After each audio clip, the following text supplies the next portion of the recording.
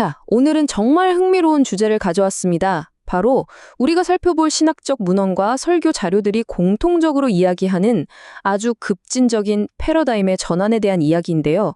이게 뭐냐면 바로 인간의 노력에서 하나님의 안식으로 넘어가는 여정입니다.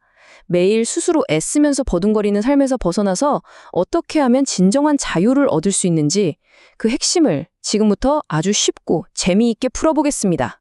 이 자료들은 시작부터 아주 뼈를 때리는 진짜 우리가 살면서 100번도 넘게 해본 고민을 건드립니다. 우리는 현대사회를 살아가면서 늘 번아웃에 시달리고 스스로를 끊임없이 압박하잖아요. 내가 공부를 조금만 더 열심히 하면, 스펙을 더 쌓으면 내 노력으로 이 상황이 확 바뀔까? 하고 말이죠. 사실 우리 다들 그렇게 살고 있거든요. 하지만 문헌들은 우리의 이런 자기 열심이라는 게 어쩌면 정답이 아닐 수도 있다고 지적하면서 흥미로운 이야기를 시작합니다. 이걸 아주 기가 막히게 보여주는 성경 속 인물이 있습니다. 바로 기드온인데요. 자료에 묘사된 기드온의 상황을 보면 진짜 짠합니다. 적들이 너무 무서워서 넓은 타작 마당에는 가지도 못하고 몰래 좁은 포도주 틀에 웅크리고 숨어서 밀을 타작하고 있었거든요. 완전히 두려움에 갇힌 겁쟁이죠.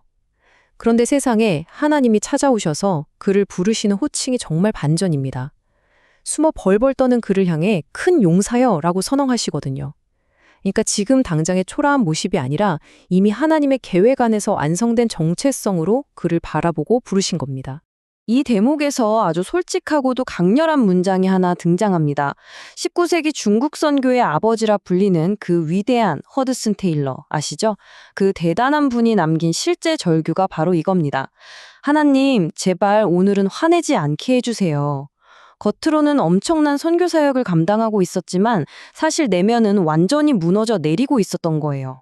하나님 앞에 거룩하게 쓰임받고 싶어서 매일같이 동역자들에게 짜증내지 않게 해달라고 엎드려 기도했지만 엄청난 영적, 육체적 노력에도 불구하고 극심한 번아웃에 시달리고 있었던 거죠. 자료를 보면 이 영적 탈진의 악순환이 얼마나 무서운지 명확하게 드러납니다. 허드슨 테일러가 순전히 자기 자신의 의지력, 그러니까 내 열심만으로 거룩함을 만들어내려고 했을 때 그 결과는 안타깝게도 철저한 실패뿐이었습니다.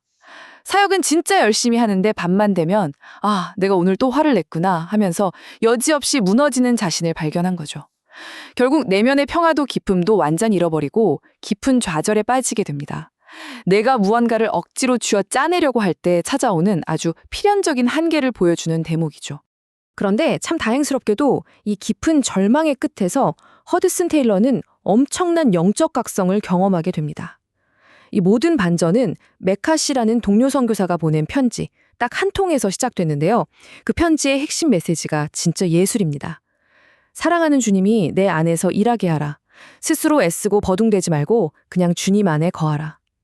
내 힘으로 믿음을 강하게 만들겠다고 발버둥치는 그 헛된 노력을 당장 멈추라는 이 한마디가 절망에 빠져있던 그의 마음에 그야말로 한 줄기 빛처럼 꽂히게 된 겁니다. 대체 이게 무슨 의미일까요? 자료에서는 이 깨달음을 요한복음 15장에 나오는 포도나무와 가지 비유로 기가 막히게 설명합니다. 여러분 한번 상상해 보세요. 나뭇가지가 열매 한번 맺어보겠다고 막 땀을 뻘뻘 흘리면서 스트레스 받고 긴장하나요? 아니잖아요. 가지가 할 일은 정말 단순합니다. 그저 생명을 공급해주는 나무 본체에 단단히 붙어 있는 것, 딱 그거 하나뿐입니다. 허드슨 테일러는 이 사실을 깨닫고 나서 평안을 얻기 위한 자신의 모든 헛된 노력을 내려놓고 그리스도의 능력 안에서 진짜 쉬기로 결정합니다. 이게 바로 자기 노력에서 안식으로 넘어가는 결정적인 순간인 거죠. 그래서 여기서 가장 중요한 포인트가 바로 고 하용주 목사님의 설교에서 나오는 믿음의 재정의입니다. 솔직히 우리는 흔히 신앙생활이라고 하면 내가 막 젖먹던 힘까지 다 해서 하나님 바짓가랑이를 꽉 붙잡고 있는 거라고 생각하잖아요. 그런데 문헌은 이 신앙의 주체를 완전히 180도 뒤집어 버립니다. 신앙의 짐을 언제 힘이 빠질지 모르는 나의 연약한 손에서 절대 흔들리지 않는 신실하신 하나님의 강한 팔로 옮겨놓는 거예요. 그러니까 믿음은 내가 하나님을 붙드는 어떤 대단한 기술이나 노력이 아니라 하나님이 나를 단단히 붙들고 계신다는 걸 아는 은혜라는 겁니다. 한번 생각해 볼까요? 만약 신앙이라는 게 순전히 내가 하나님을 붙들고 있는 내 노력과 악력에 달려있다면 어떨까요? 와, 생각만 해도 너무 불안하지 않나요? 자료에서 짚어주듯이 우리는 매일 컨디션이 바뀌잖아요. 힘이 쫙 빠질 때도 있고, 열정이 차갑게 식어버릴 때도 있고요. 그러다 인생의 거세는 폭풍이라도 확 몰아치면 너무 두려워서 결국 그 꽉 쥐고 있던 손을 나도 모르게 스르륵 놓아버리게 됩니다. 내 감정, 내 의지에만 의존하는 신앙은 사실 언제 무너질지 모르는 모래성이랑 똑같다는 거죠. 자, 이제 다시 기드온의 이야기로 잠깐 돌아가 볼게요. 기드온의 군대가 전쟁을 준비하면서 겪었던 과정을 보면 인간의 능력을 얼마나 철저하게 빼버리시는지 진짜 소름이 돋을 정도입니다. 처음에 미디안과 전쟁을 하겠다고 42,000명이 모였거든요. 그런데 하나님이 의도적으로 그 숫자를 계속 줄이십니다. 결국 마지막에 몇 명 남았는지 아시죠? 고작 300명입니다. 아니, 상식적으로 전쟁을 이기려면 군사가 더 많아야 하는데 오히려 철저히 인간적인 환경과 기회를 없애버리는 극단적인 마이너스 전략을 쓰신 겁니다. 도대체 왜 이러셨을까요? 이게 무슨 이상한 병법인가 싶지만 자료는 이게 매우 치밀하게 계산된 영적 훈련이었다고 분석합니다. 목적은 아주 명확해요. 나중에 이스라엘이 승리했을 때, 야, 우리가 잘 싸워서 내 능력이 좋아서 이겼어! 라고 헛된 자랑을 할까봐 그 가능성을 아예 원천 차단해버리신 겁니다.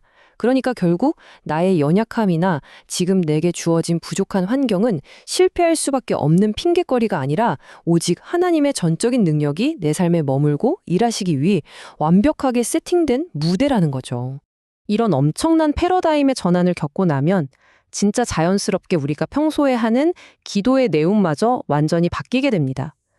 유기성 목사님의 설교 자료가 우리의 기도가 앞으로 어떻게 진화해야 하는지 아주 정확하게 꼬집어 주는데요. 맨날 하나님 저 이거 주세요, 저거 해결해 주세요, 복 주세요 하고 요구만 하던 자기중심적인 기도에서 이제 벗어나게 된다는 겁니다.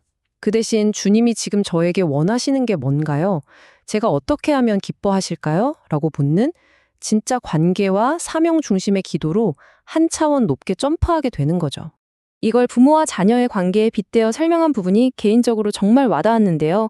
갓난아이나 어린아이들은 매일 부모한테 밥 달라, 안아달라, 애걸복걸 하잖아요. 그런데 성숙하게 훌쩍 커버린 자녀는 만정이 다릅니다. 우리 부모님이 나를 사랑하고 먹이고 입히는 기본적인 건 당연히 다 챙겨주실 거라는 걸 아주 굳게 믿거든요. 그래서 더 이상 생존을 구걸하지 않고 엄마, 아빠, 제가 어떻게 하면 두 분 마음을 기쁘게 해드릴 수 있을까요? 하고 묻게 됩니다.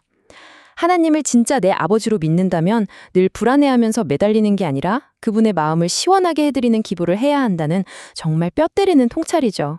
자, 이제 원문 문헌들이 공통적으로 던지는 아주 강력하고 묵직한 질문 하나를 여러분께 넘겨드리고자 합니다. 여러분은 어떠신가요? 여전히 실패하는 게 두렵고 세상의 압박이 무서워서 내 열심, 내 노력만 쥐어짜며 그 비좁은 포도주 틀 안에 웅크려 숨어 계시겠습니까?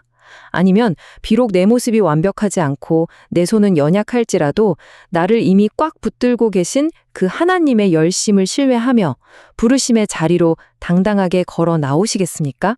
그 선택은 이제 온전히 여러분의 몫입니다.